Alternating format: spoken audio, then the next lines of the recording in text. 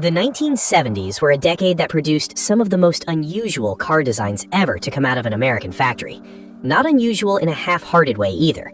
Genuinely, confidently, sometimes bafflingly unusual. Cars that made you stop and look twice, not because something was wrong, but because something was just deeply unexpected about the shape, the proportion, or the idea behind it. American designers in that era were swinging for the fences on a regular basis. Some connected, some didn't. But the boldness was always there. These are 5 cars from that era that prove it. Number 1. AMC Pacer, 1975. American Motors Corporation is not having a great decade. They're the smallest of the American automakers, getting squeezed from every direction, and they desperately need a statement car. What they delivered was the Pacer. Here's what most people don't know. The original Pacer was designed around a rotary engine, the Wankel Rotary, a compact, lightweight power plant that GM was also developing at the time. The entire body proportion was built around that smaller drivetrain. Short hood, massive glass area, cabin pushed forward to give passengers an open and airy feel. Then, GM canceled their rotary program. AMC had already spent heavily on the body design, so they stuffed a conventional inline-6 into a car that was never meant to hold one. The result was a vehicle 77 inches wide, almost as wide as a full-size Chevrolet Impala, but only 170 inches long, shorter than a Honda Civic. That proportion is what makes your brain do a little stumble when you look at it. Then there was the glass. About 37% of the Pacer's entire surface area was glass. The windshield, the wraparound rear window, the enormous side panels. On a hot day, the interior temperature inside a parked Pacer could become genuinely dangerous. Owners in Sunbelt states figured this out the hard way. AMC's solution to the access problem was interesting. They made the passenger door 3 inches longer than the driver's door. Same car, 2 different size doors. The logic was that most curbside loading and unloading happens from the passenger side, so you need more room there. It makes sense when explained. It looks deeply strange when you notice it. First-year sales in 1976 hit around 145,000 units. People were curious, but the fuel economy was disappointing because all that glass added serious weight, and by 1980, the Pacer was gone. What's remarkable is what happened after. When Wayne's World put a Pacer in that 1992 mall parking lot scene with Bohemian Rhapsody playing, a whole new generation discovered it. Today, it's one of the most recognizable cult cars in American history. A car that was too weird to survive its own decade somehow became immortal. Number 2. Chevrolet Vega.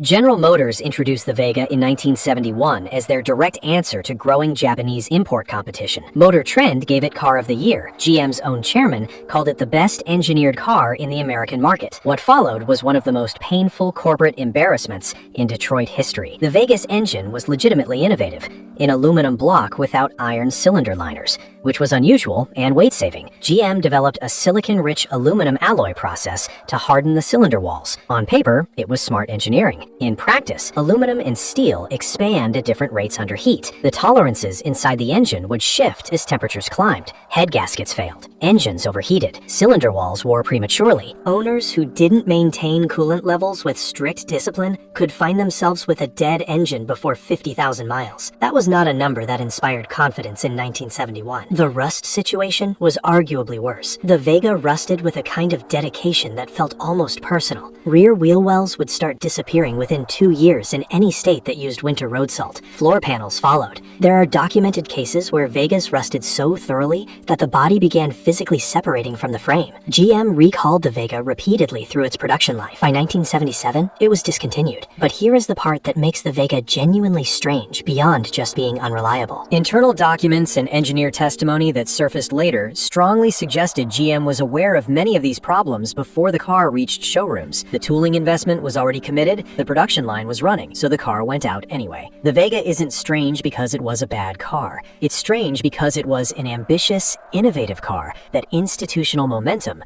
drove straight into a wall. Number 3. Lincoln Continental Mark IV. Where the previous 2 cars were chasing efficiency and relevance, the Lincoln Continental Mark IV looked at those concepts and simply walked the other direction. Introduced in 1972, the Mark IV was 228 inches long and weighed over 5,000 pounds. The hood stretched out ahead of the driver like a landing strip. This was not a car you drove so much as a car you aimed. The design choices were extraordinary. The formal roofline gave it a silhouette that looked closer to a Victorian carriage than a 1970s automobile. The rear opera windows were tiny, almost decorative, giving rear passengers the sensation of riding inside a very expensive sealed box.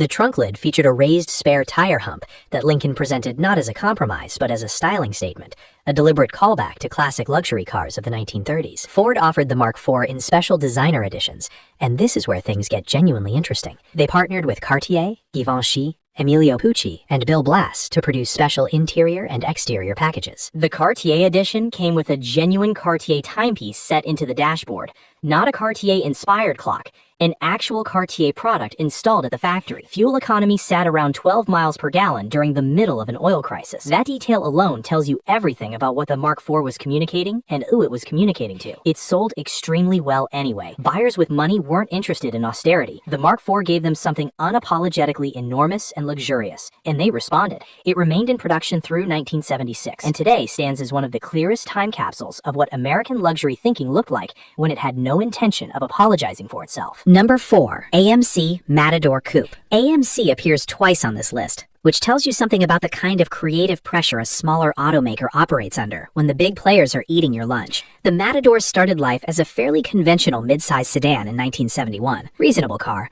Nothing that would make you do a double take. Then in 1974, AMC restyled it as a coupe, and something went interestingly sideways. The Matador Coupe had a fastback roofline that swept dramatically down toward the rear, which was fashionable at the time. But AMC's designers also gave it a front end with a long, protruding hood and a nose that came to an almost pointed shape. The headlights were recessed into a deeply sculptured front fascia. The overall effect was a car that looked slightly aerodynamic from one angle and completely bewildering from another. AMC was actually trying to go racing with this shape. They entered the Matador in NASCAR competition, and it performed better than anyone expected. Richard Petty's team even drove a Matador at certain points. The aerodynamic nose that looked so strange in a shopping center parking lot was actually doing real work at racing speeds. The problem was that what works on a track doesn't always translate to showroom appeal. Buyers looked at the Matador Coupe and weren't quite sure what it was trying to be. It was too odd to be a comfort car and not exciting enough to be a true muscle car, which by 1974 was essentially a dying category anyway, thanks to insurance costs and emissions rules. Production ended in 1978. Today, the Matador Coupe has a dedicated following among people who appreciate cars that tried to do something genuinely different, even when the timing was completely wrong. Number 5. Ford Pinto. No list of strange 1970s American cars is complete without the Pinto. And not just because of the story most people already know. Ford introduced the Pinto in 1970 as a direct response to import competition, specifically from Volkswagen. Lee Iacocca pushed hard for a car that weighed under 2,000 pounds and cost under $2,000. Those were the targets, and Ford hit them. The car itself was actually reasonably successful at first. It handled decently for its class, the interior was simple but functional, and Americans bought it in large numbers throughout the early 70s. The strange part, the deeply strange part, was what happened in Ford's engineering and planning departments before the Pinto ever reached a dealership. During development, engineers identified a problem with the fuel tank placement. On the Pinto, the tank sat between the rear axle and the rear bumper, which was an unusual position that left it vulnerable in rear-end collisions. Internal testing confirmed this was a real concern. What followed was one of the most controversial decisions in American corporate history. Ford conducted a cost-benefit analysis that assigned a dollar value to human life and injury, compared that figure to the cost of a design fix, estimated at around $11 per vehicle, and determined that paying accident settlements would be cheaper than the redesign. That document became public. The analysis, which reduced the question of a potentially deadly design flaw to a spreadsheet calculation, became known as the Ford Pinto Memo, and it fundamentally changed how Americans thought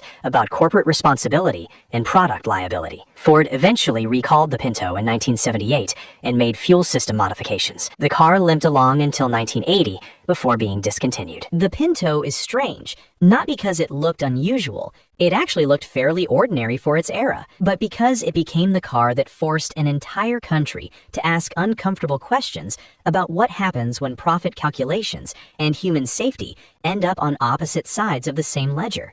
No other car in American history produced that specific conversation quite so directly. The 1970s forced American car makers into impossible situations and watched what came out the other side. Sometimes it was genuinely creative. Sometimes it was catastrophically wrong. And sometimes, like with the Mark IV, it was just magnificently, defiantly excessive. What all 5 of these cars share is that they were products of real pressure, real decisions made by real people, navigating an industry that was changing faster than anyone could comfortably manage.